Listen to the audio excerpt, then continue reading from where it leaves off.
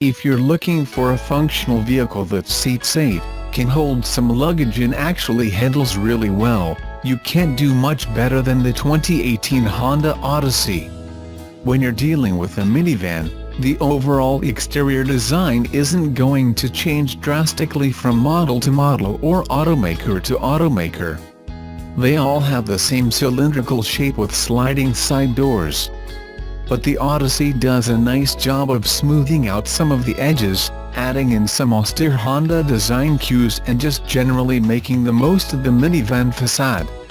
One nice feature when parking next to a previous generation model is that the door track lines have moved from the side panel to the area where the window meets the panel, which makes it less noticeable and a lot more attractive.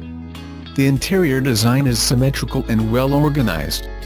There are plenty of cubbies to store purses or diaper bags or electronic devices, and especially appreciated the hook in the footwell of the front passenger side, which will hold a bag of some sort.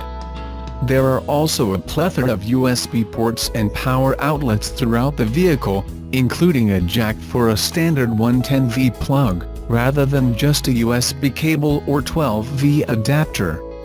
The test vehicle was a top-tier elite trim, which means it included leather trim, ambient blue lighting, a heated steering wheel, heated and ventilated front seats, a wireless phone charger and tri-zone automatic climate control.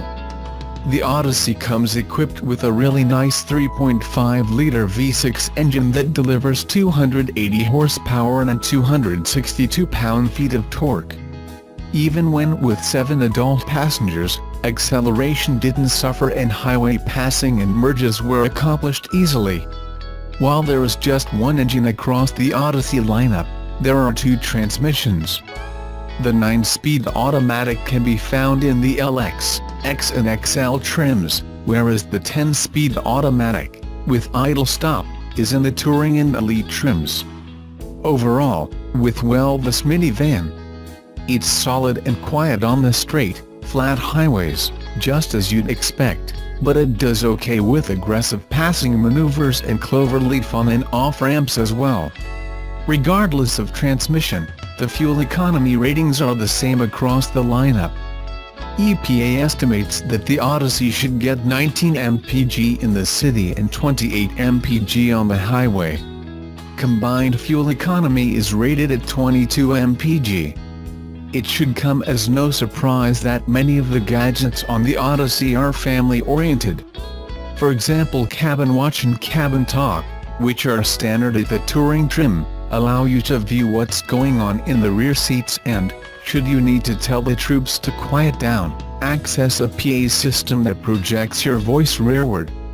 Other available family-friendly features include the Honda VEC, second and third row sunshades, second row USB ports, a 12-volt adapter in the third row and a bevy of cup holders in each row. Things like push-button start, Bluetooth phone pairing, auto up-down front windows and MP3 audio connectivity are standard across the lineup. Also of note, Apple CarPlay, Android Auto and the Honda Sensing safety system are standard starting at the X trim. Honda has a great suite of safety features called Honda Sensing. It includes automatic emergency braking, lane keep assist, road departure mitigation and adaptive cruise control. While this is not available on the base LX model, it comes standard starting at the X trim, which is just one level up. The 2018 Odyssey gets an Insurance Institute for Highway Safety Top Safety Pick Award. The only thing keeping it from a Top Safety Pick Plus was the merely acceptable headlight ratings. Everything else was rated good or superior. Odyssey also gets top marks from the National Highway Traffic Safety Administration, obtaining an overall 5-star rating.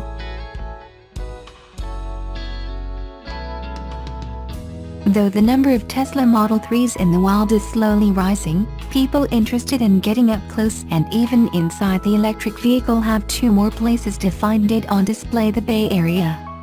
Tesla had chosen this region as one of 2 locations where it first put the Model 3 on display in a showroom, at Palo Alto's Stanford Shopping Center and in Los Angeles on January 12.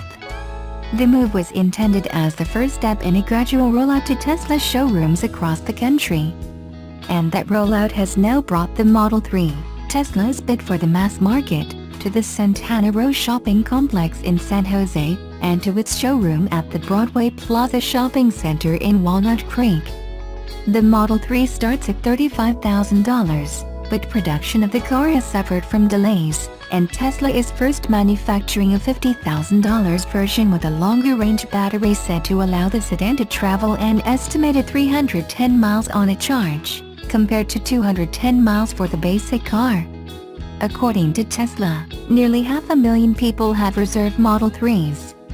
But stated delivery targets have been twice delayed, and only a few thousand Model 3s at most have been put into owners' hands. Tesla claims success in resolving production bottlenecks, however, and its most recent target was to produce 5,000 of the vehicles per week by the end of June. Auto industry analyst George Peterson of research firm Auto Pacific has attributed the Model 3 delays to Tesla biting off a lot to chew. Tesla CEO Elon Musk has in recent months promised an electric Semi in 2019, a new and fantastically speedy version of its electric Roadster in 2020, a Model Y compact SUV tentatively scheduled to go into production in mid-2019, and a new electric pickup truck coming right after the Model Y. Each of the Bay Area locations with the Model 3 is displayed as one of the cars, and Tesla plans to keep the vehicles in its showrooms for the foreseeable future.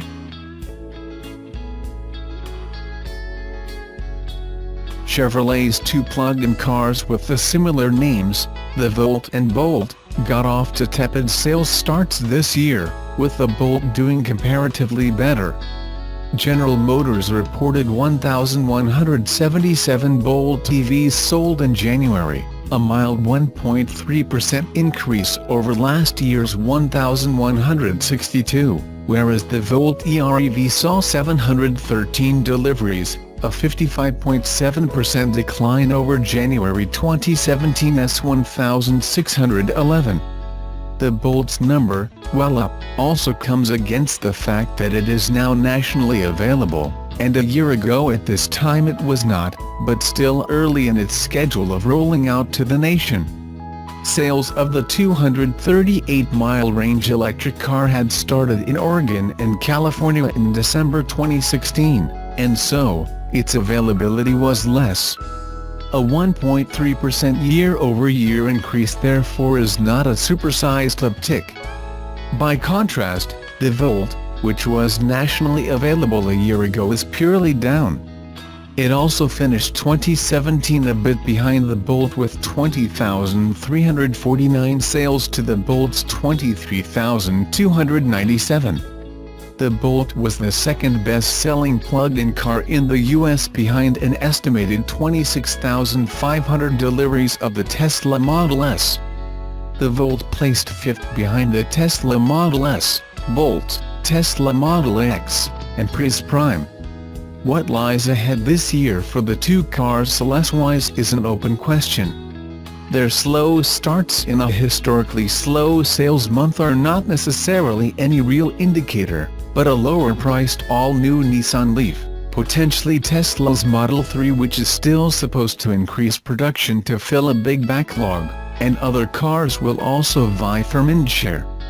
Green car analyst Alan Baum is not projecting more than 25,000 for either one, but as is always true, no one actually knows the future.